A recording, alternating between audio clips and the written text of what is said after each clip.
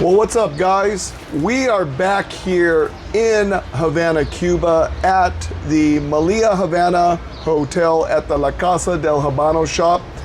And it's a beautiful day.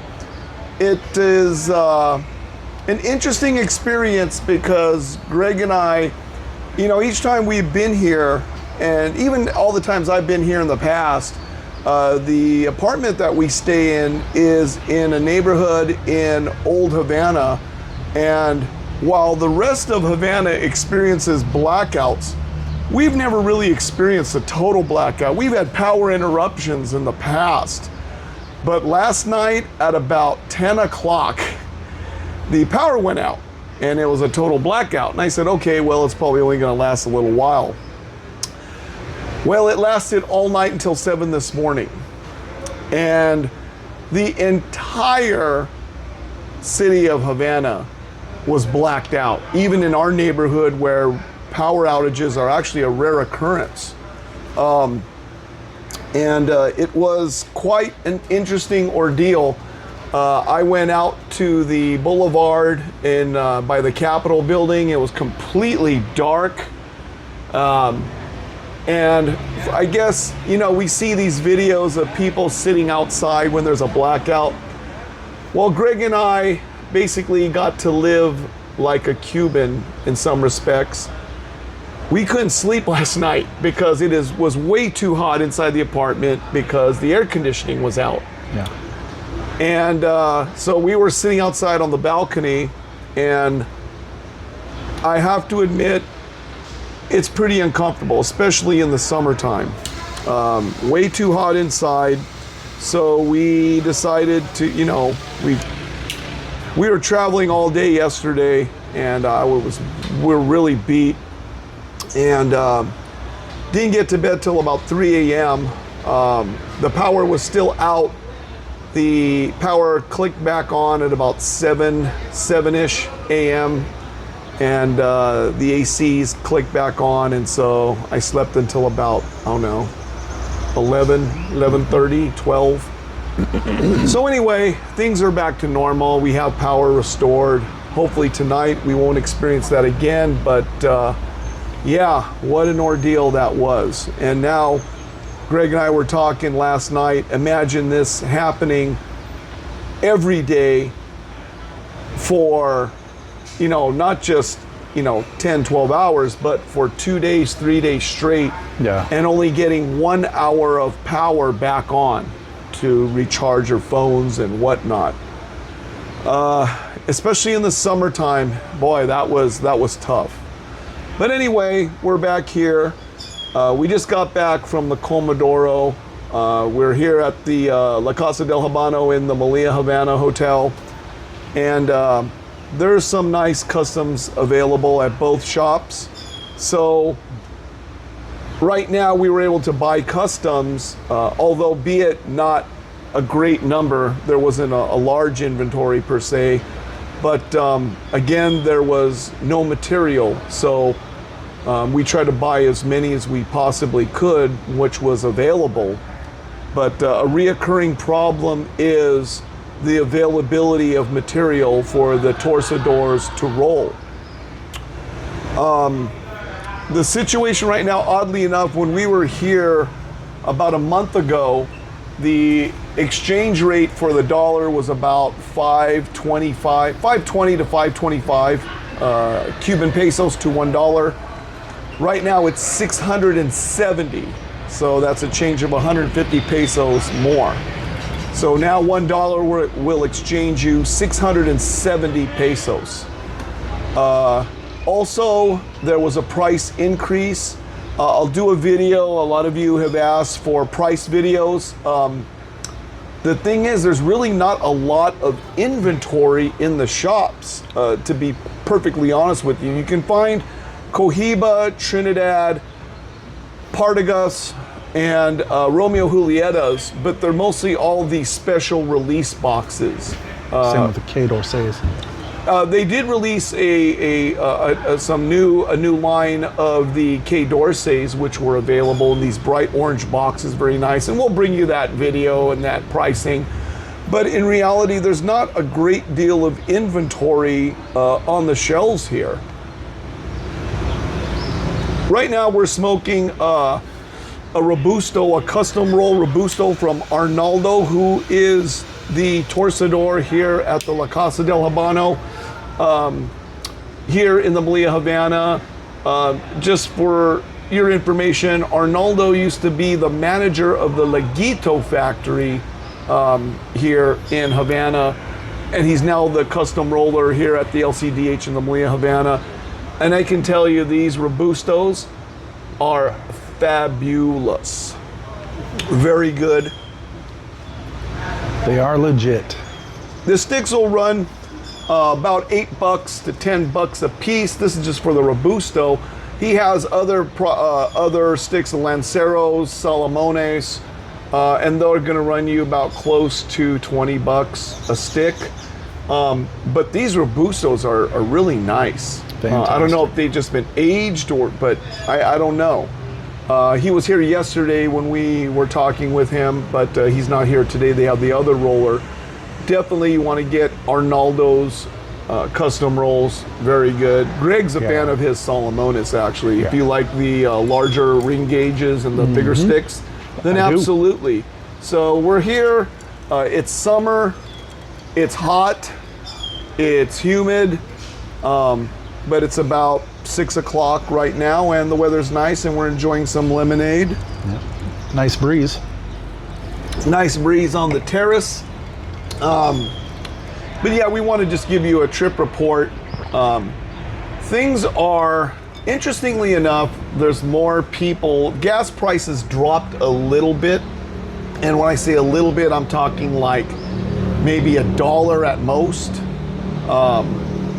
The prices have definitely gone up, as you would expect. The prices of taxis from Old Havana out here to Miramar, there's going to run you probably between 15 to 20 bucks, actually 15 to 25, depending upon how nice of a car you're contracting. But let's just say on average it's about 20 bucks each way. And, you know, we're here during World Cup. I will say that the bar in the Comodoro is open 24 hours, and they are showing World Cup. We watched the England-Croatia match.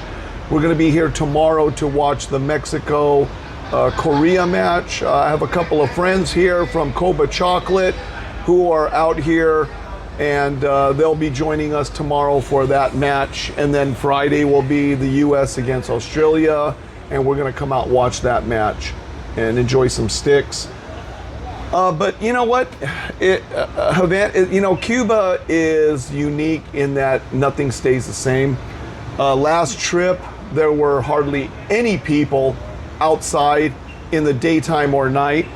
And surprisingly, when we arrived here, there's a lot of people out and about. It really looks normal from the surface of it.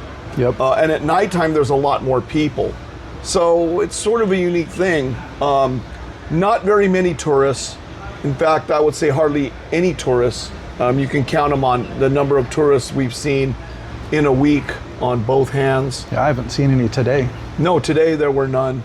It's mostly locals, other Cubans, and when I say the locals and Cubans, I'm talking about the people who probably are in the top 2% that can come out to the hotel bars and, have get-togethers and enjoy.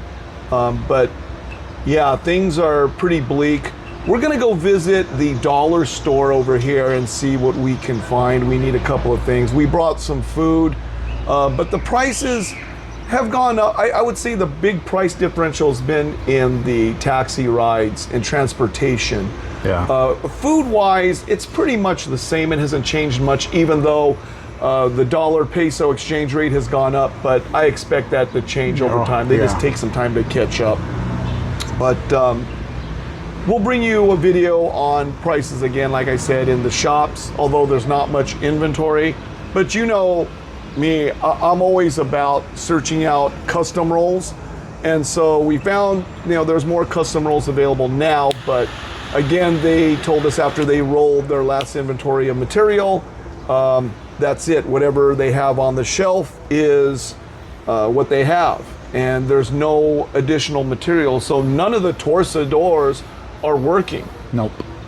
So we'll go check that out, bring you some more prices on customs. The amount of regular production in the factories, come and take a factory tour, buy some sticks that are for sale in the factory.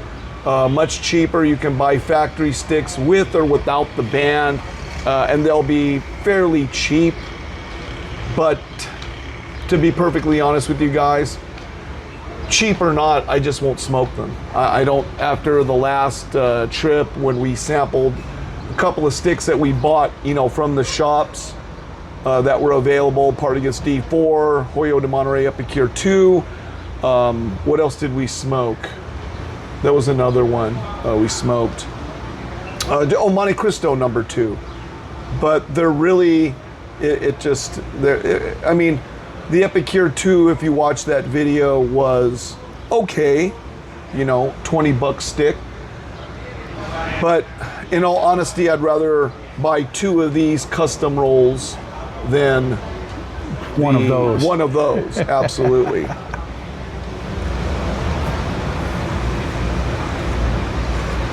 But Arnaldo makes a very nice stick. This is Greg's this is Greg's first time. I smoked one last night in the dark.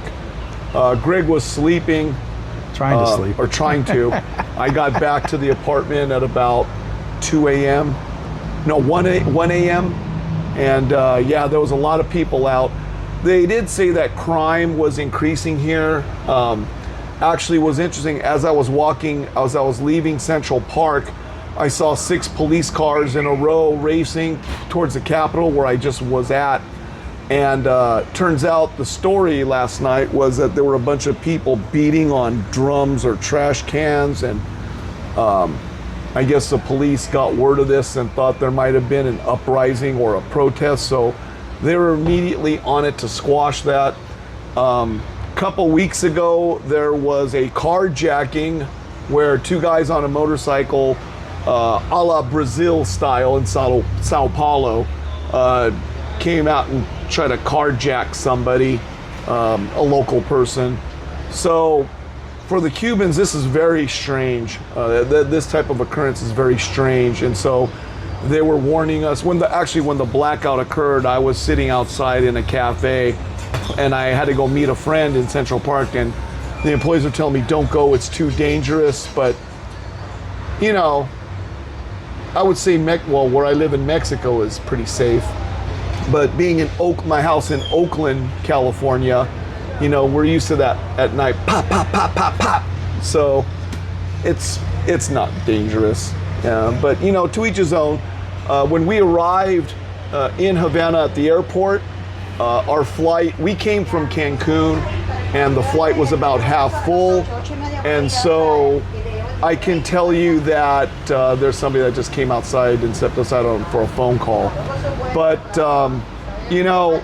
the airport, it was very quick, although baggage claim, it takes the same amount of time. We waited about an hour, would you say, to get our bags, because in Havana, they basically inspect every bag, and they're going to check every bag. So that's the thing that takes the longest. It's not immigration, passport control. It's reclaiming your bags if you check in a bag. The price of the taxis, hotel transport, my guy charged, so in successive trips, February it was $25. Last April it was $30. Yes. And now it is $40. So, but that's to be expected. Leave a comment below for those of you guys who come to Havana or have been here just recently, and let me know what you guys paid for the transport from the airport to your hotel or to your apartment or house that you rent, because I'd like to know. Airbnb is chock full of apartments for rent. It's pretty cheap right now. It's wide open in the summer. I think a lot of people do not come in the summer for the reason it is extremely hot. The climate here is the same as the climate in Cancun, so I'm a little bit acclimated to it. But for Greg, it's pretty effing hot. Greg's actually came and stayed with me at my place in Playa del Carmen. And if any of you guys happen to be in Playa del Carmen this summer or throughout the year, hit me up, send me a message. I'll be happy to meet up with you and have a smoke. Love to meet my viewers and subscribers. Love to have a smoke with you guys and shoot the shit. What else can we say about, you have anything to add? Well, there's one optional expense at the airport, the VIP lounge. Yes. So for those of you guys, if you've been to Havana before, or if it's your first time, one option you have is there'll be people in the, when you come in through the passport control, after you've deplaned and you come into the immigration line where they check your visa, the QR code, there'll be people there selling VIP lounge access for $25. And I actually recommend doing it because what's nice is they will cut you in front of the line, although this time we didn't buy it because the lines were so short. Yeah. But normally what I do is I pay them $25. You get VIP line access to go in front of the line to go through immigration. Mm-hmm. And then you go sit in the lounge and you give them your baggage claim ticket tags, and they will retrieve your bags for you. And while you smoke in the lounge. Sit there, they have a smoking lounge. You can smoke, so you got to bring your own cigars because they don't sell cigars there. But you can, if you bring a couple sticks, just to smoke to pass the time. Yeah. They have food, drinks, snacks. You have coffee, beer, rum. They're also dressed in red polos or red sports Yes, they're coats. all dressed in red dresses usually, so you can spot them. They're dressed in all red. But consider that, because standing and waiting there for baggage claim versus sitting in the lounge having a smoke and let somebody bring your bags to you for $25 a person, why not? Why not? Last time it took us 2 hours to get our bags. This time it was only an hour. Well, that's because Greg brought some items that were questioned by customs. They thought they were bullets. And when I said bullets, but they were little flints for a lighter that he brings for a friend who sells the little lighter flints. Go figure. I said, how big is a gun going to be? Like, the size of a lighter. So anyway, we got through that no problem, no issues. You're bringing food, medicine, bring cigars, no problem. What I don't recommend is bringing drones, or some of you guys who are really tech savvy, don't bring those Oakley or Ray-Ban video with those glasses. Video glasses. The video glasses. Yeah. They know what those are, and they will take them and they will hold them so you can get them back when you leave, but you won't be able to bring those into Havana.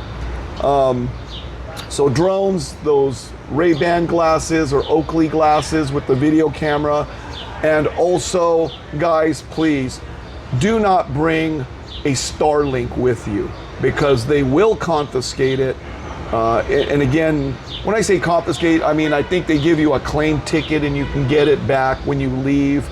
But don't even bother with the hassle. Yes, the internet here does suck, because primarily when there's a power outage, even though our apartment doesn't experience power outages and we still have connection to our modems, when there's a power outage, the tower is out.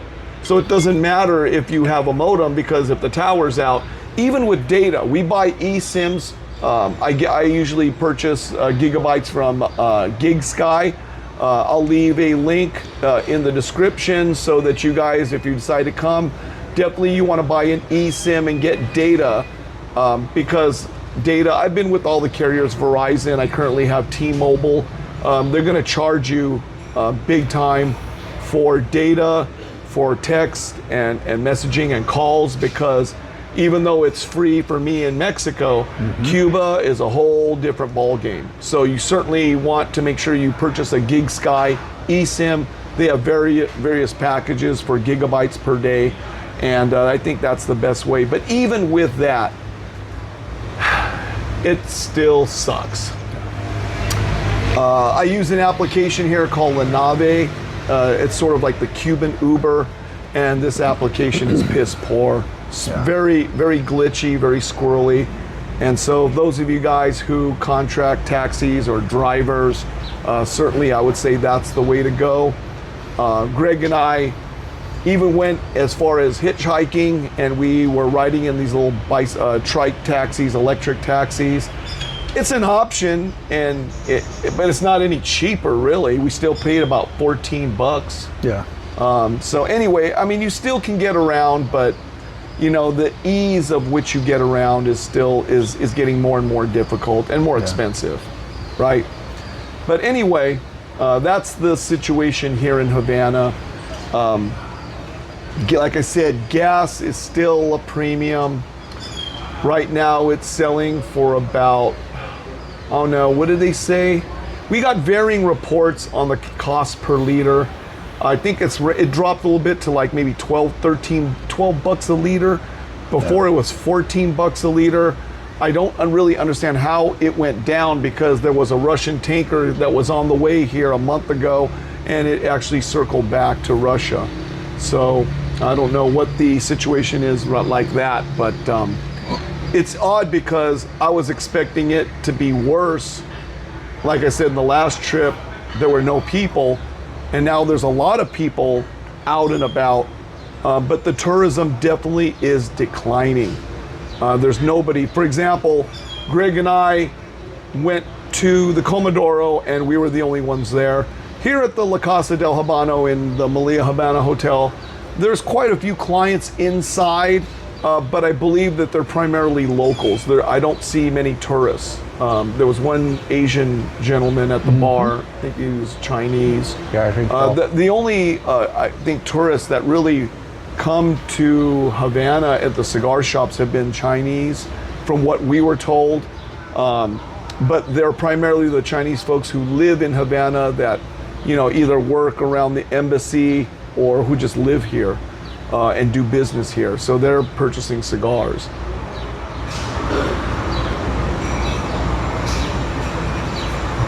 This is really good. Yeah. Otherwise, there's nobody in the cigar shops. Really nobody. We'll bring you a couple of videos from the other shops on this trip report. But, you know, I don't know if you guys were planning to get here, and it's still easy to get here. There are plenty of flights from Miami and Tampa direct to Havana. And of course, the route I take is through Cancun. That's the route I take. It's an hour flight. There's no problems. So, but if you're flying, I guess internationally, I did not see any international flights when we arrived this time. Usually you'll see Turkish Air, Air France, but I believe there's only like 1 or 2 flights per week. If I'm incorrect in that, please leave a comment in the comment section of the video, and let me know if any of you guys who are flying from Asia or Europe, how you get to Havana now, because I'm really interested in that. The airport on arrival was empty. Even when we were landing and taxiing to the gate, I didn't see any other planes at the gates. So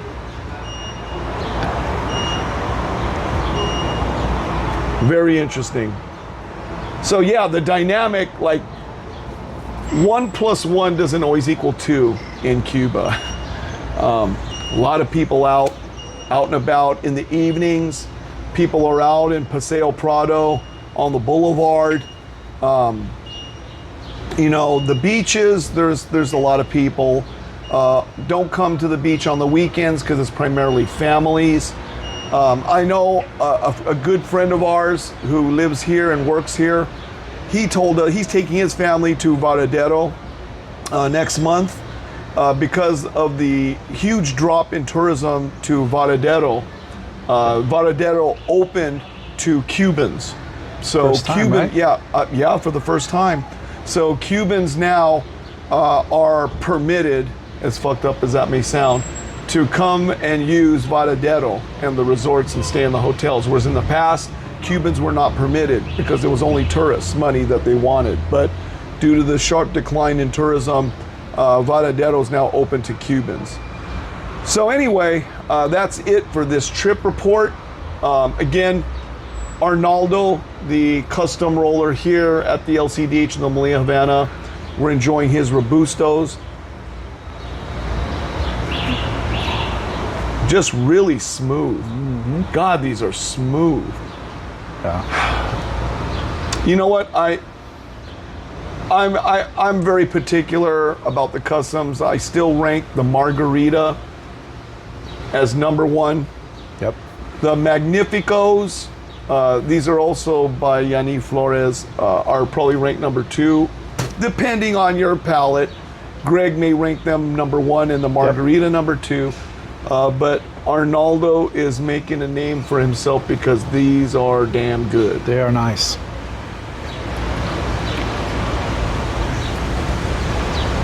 And I know a lot of you guys have reached out to me wanting to try the Margarita. And I think out of all the people that have reached out to me and asked if they could sample a Margarita, I have not found one person yet to say don't care for them. I've not had that comment yet, but I had plenty of comments asking when I'm coming back and when can they possibly procure more. Todo bien, gracias. Todo bien. So yeah, I mean, for a sampler, margaritas. And, trying to get them is getting to Havana and staying in Havana is part of the journey. Obtaining customs, because due to now the scarcity and the shortage of premium material, at least for margaritas and Magnificos, it is far and few between. But when there's customs, if they're available, buy them. Because they may not be available the next time. I mean, there was not a lot of customs on. There's a fire right there, but there's not a lot of customs available. So even if they have customs, maybe 4 or 5 bundles max is what you can find. Yeah.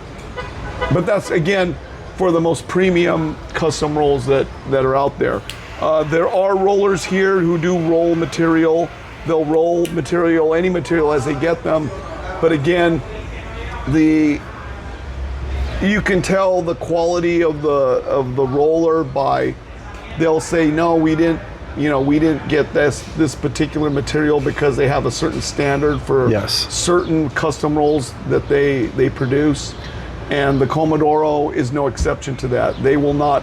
We have found customs available at other shops, but at the Comodoro, they'll say no, we don't have material. So, and talking with the ladies there, they just won't roll anything. They will wait for their material because they hold their flagship custom rolls to a high standard, and they just won't roll anything that they can get.